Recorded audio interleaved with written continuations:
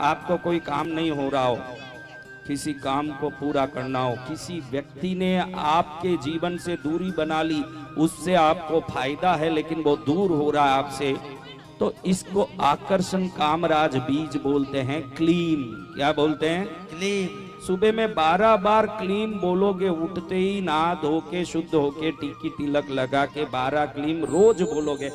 मेरे ख्याल से 12 क्लीम बोलने में ज्यादा से ज्यादा 4 सेकंड लगेंगे। 1 सेकंड में 3 क्लीम बोल सकते हैं।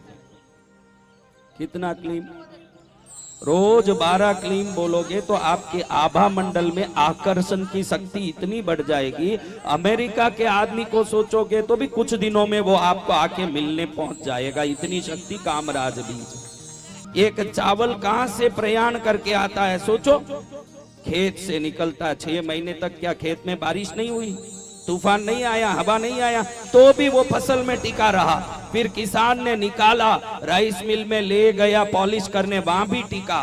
फिर मंडी में आया, वहां भी टिका। फिर दुकान में आया, वहां भी टिका। फिर घर में आया, वहां भी टिका। फिर भगोने में आया, वहां भी टिका। थाली में आया, वहां भी टिका। मुंह में आया तो उस समय गिर गया। क्या लिखा नहीं है वो दाना? दाना दाना लिखा है खाने वाले का नाम। जितना भोजन आपको मिल रहा है, ईश्वर ने पहले ही उस पर नाम लिख दिया कि ये आइटम इनके मुंह में जाएगा। हाँ, ये भाई अभी 2 दिन से सबको खिला रहे हैं, क्योंकि यहाँ जो भोजन बन रहा है पहले से आपके नाम से रिजर्व हुआ है। इसको हम भंडारा बोले, अन्नदान बोले, बड़ी गलती कर रहे हैं। हम हमारा माल खा रहे हैं, उसका पुण्य उनको भी मिल रहा है। दोनों तरफ से फायदा है। आप किसी का खा ही नहीं सकते, जो आपका नहीं है आप कैसे खाओगे? और आपका है वो कौन खिलाएगा? तो बदले में पुण्य इतना आ गया कि अगले साल देखो तो आनंद और अनंत गुना हो जाएगा। जय जय गुरुदेव। पुण्य बढ़ रहा है। तो महाराज सूर्य देव की शादी हुई। सूर्य देव की पत्नी आई उषा नाम की देवी। उस देवी का नाम क्या था? उषा देवी। सुन लो, ये सब सुनने, ये नाम बोलने से ज्योतिष कहता है कि सूर्य खराब है, थोड़ा जाप करो। आप क्या कर पाते हो? कथाओं में फायदा यही है कि जो हम कर नहीं पाते, गुरु महाराज वो सब नाम हमारे मुंह से निकलवा देते हैं, वो जाप हो जाता है। आपने सुना होगा कि सुबह के समय को उषा काल कहते हैं। कितने लोगों ने ये सुना है?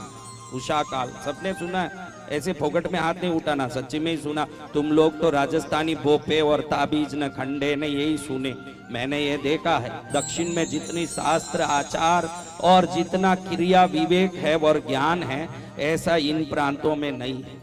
यहाँ खाली ये फोकट के कोई भी मंदिर में घुस जाए, बीड़ी पीने वाला, सिगरेट पीने वाला, कोट पहना हुआ, वो भी जाके शिवलिंग पर अभिषेक करें। हमारे यहाँ तो गर्भगृह से बाहर से ही दर्शन करना, अंदर प्रवेश नहीं है।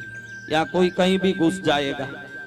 परमात्मा अनंत कृपालु है, तो तू कहीं से बंधन करेगा, जरूर कृपा मिल जाएगी। हाथ लगा के अपनी अशुद्धि उन पर क्यों डालना?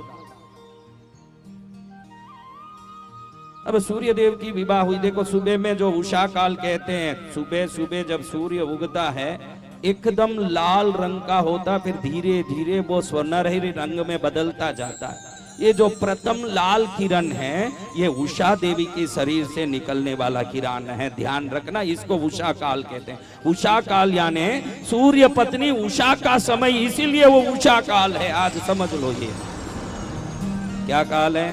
उषा काल। तो अब वो जमाना, भाई तेरी शादी हो गई बेटा, तू नहीं तो अभी कुछ रिपोर्ट किया।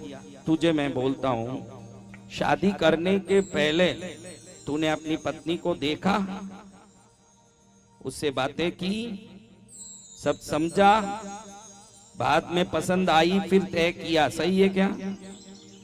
ये कलयुग है महाराज। इधर लड़का लड़की से ताज होटल में, मेरिडियन में कहीं मिलता है पहले, फिर ये कहता है कि मुझे ऐश्वर्या राय बहुत पसंद है, वो कहती है मुझे अभिषेक बच्चन बहुत पसंद। अरे नालायक, तुम एक दूसरे को पसंद करने गए, वहां दूसरी पसंद की बातें क्यों कर रहे हो?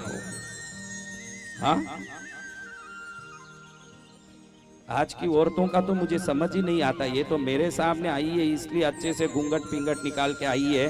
अभी यहाँ माउंट आबू जाना हो तो यही औरतें जीन्स पैंट पहन के टी शर्ट पहन के निकलने वाली औरतें।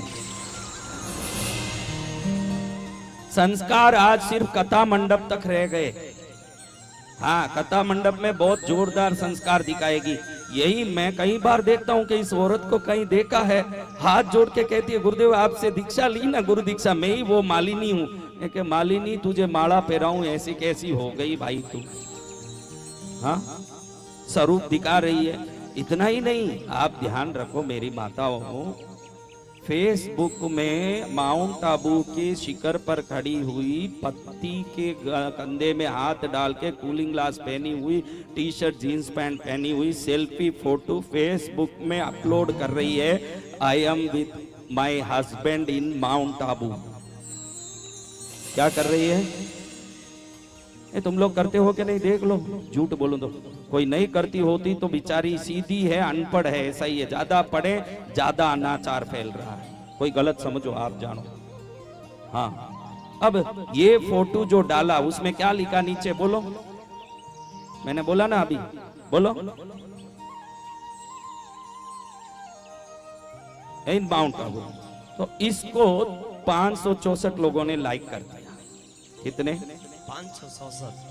अब ये पति को लाके दिखाती है, देखो मेरे फोटो को 564 लोगों ने लाइक किया, वो भी अंगूठा दिखा के वंडरफुल। अरे मूर्ख, तेरी पत्नी को तू 564 लोग लाइक करने नहीं लाया है, तू लाइक करने लाया है। और जिसको 564 लोग लाइक करें उसको वेश्या कहते हैं, पत्नी नहीं कहते। पत्नी वो नहीं जिसको 564 लोग लाइक करते होंगे। पत्नी वो होती है जिसको पति लाइक करता होगा। ये संस्कार सब जब मिटेंगे तो भारत की सनातन परंपरा और संस्कृति की सुरक्षा बनी रहेगी। ये जरूरी भी है। खुश हो गए, इनकी पत्नी ने डाला होगा, कुछ न कुछ डाला। क्योंकि बदला वहां नहीं ले सकता है तो कम से कम यहाँ हंस के लेता है बदला, कि चलो मैं हंस लेता हूं थोड़ा। जो भी आदमी भजन में ज्यादा कूदे ताली बजाएं तो मैं बहुत अनुभव से जान लिया कि वो भगत नहीं है। जिसके हाथ पैर पत्नी से घर में बंधे हैं वो यहाँ खोल खोल के नाचता है।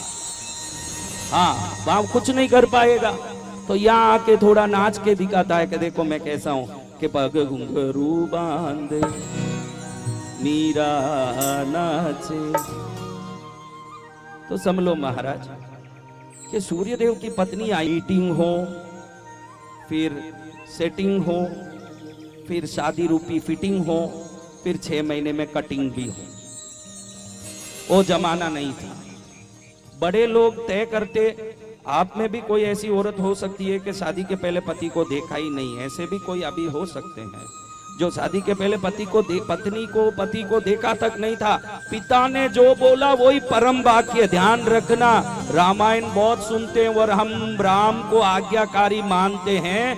आज भी उस परंपरा में कई भाई बहन हैं जो अपने माता पिता के आज्ञाकारी बनके उन्होंने जिसको दिखाया उसके साथ शादी किया। आज भी है। सत्य। राम ही नहीं आज्ञाकारी, उनका वंश आज सनातन धर्म आज्ञाकारी ही है। देखो इतनी बहन हाथ उठा रही है, हमने हमारे पति को कभी नहीं देखा शादी के पहले। कौन कौन है वैसी बहनें? इन बहनों के लिए ताली बजाओ। और मैं लिख के दे सकता हूं कि इन बहनों के जीवन में ज्यादा खुशी है। इन बहनों के जीवन में ज्यादा खुशी है क्योंकि ये पति को ही नहीं लेके आई, माँ बाप का आशीर्वाद भी लेके आई है। आज के बच्चे बच्चियों में माँ बाप की हाई पड़ती है। माँ बाप किसी को कहें, ये कहें बच्ची को माँ बाप कहते देख बेटी शालिनी, अच्छा बच्चा इससे कर ले। ये बोलती है मेरे को रहमतुल्लाह ही पसंद है। हाँ, ध्यान रखो, जब हमारी बुद्धि विकार से युक्त होगी तभी शरीर पसंद आएगा। किसी को शरीर पसंद आ रहा है तो तुम विकारी हो, संस्कार पसंद आ रहा है तो तुम मनुष्य हो। दोनों में बहुत फर्क है। जय गुरुदेव। इसलिए जब विवेकानंद स्वामी अमेरिका गए तब लोगों ने सोचा कि शूट कोट बूट हैट पहन के कोई सेठ आएगा, लेकिन वो तो भगवा ड्रेस पहन के हम जैसे कोई साधु पहुंच गए। उनको लगा कि you are very simple, we thought you should wear a decent dress. आप बहुत सभ्य रूप से प्रस्तुत होगे, हमने ये सोचा, हमने नहीं सोचा कि आप ऐसे आ जाओगे। विवेकानंद स्वामी आश्चर्य में पड़ गए कि सभ्यता का अर्थ थोड़ी शूट कोट बूट होता है। विवेकानंद स्वामी ने जवाब दिया, भैया अमेरिका वासियों, आपकी संस्कृति को आपका दर्जी तय करता है, भारतीय संस्कृति को हमारा संस्कार तय करता है। दोनों में बहुत फर्क है। भारतीय संस्कृति को हमारा संस्कार तय करता है। भारतीय संस्कृति किसी दर्जी से तय नहीं होती। उदयपुर में भी मैं देखता हूँ, इन प्रांतों में, मालवा में, मेवाड़ में लोग बड़े सूट कोट बूट पहन के बड़े यूं रोब से आते हैं। ध्यान रखो, किसी दिखावे से ज्यादा आपके अंतर मन खुश है या नहीं टटोलो। वो खुशी का सही रास्ता किधर है उसमें चलो, तब जीवन सार्थक होगा।